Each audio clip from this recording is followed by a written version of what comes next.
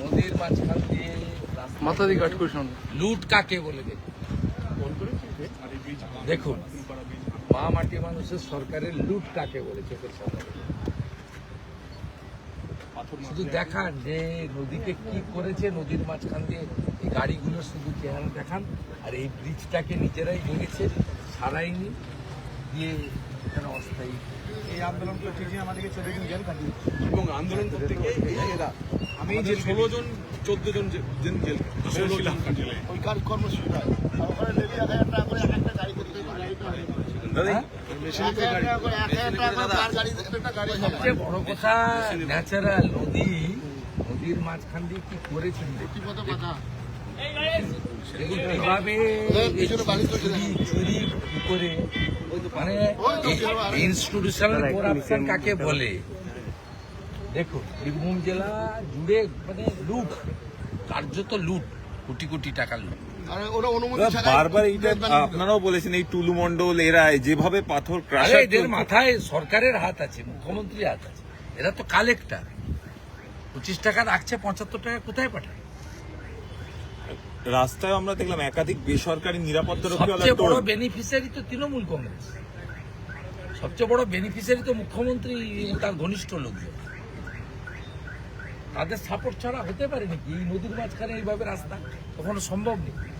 এবং নিজেরাই ভাঙছে এক একটা করে ব্রিজ, আলাদা করে রাস্তা তৈরি করছে, করে সব বসিয়ে লুট করছে।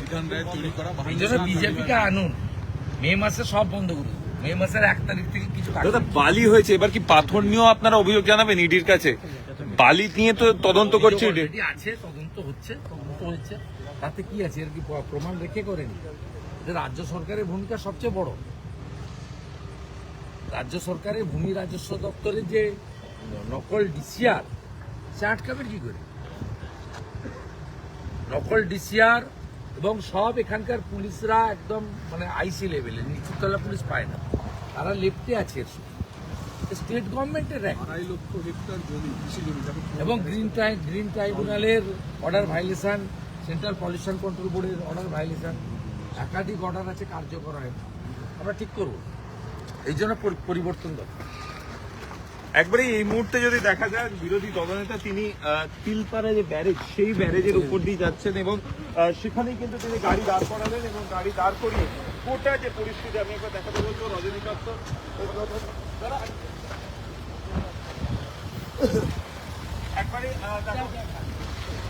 একবারে দেখো, এই মুহূর্তে আমি রজনীকান্ত বেরাকে একটা দেখাতে বলবো, ব্যারেজের উপর দিয়ে একবারে কিন্তু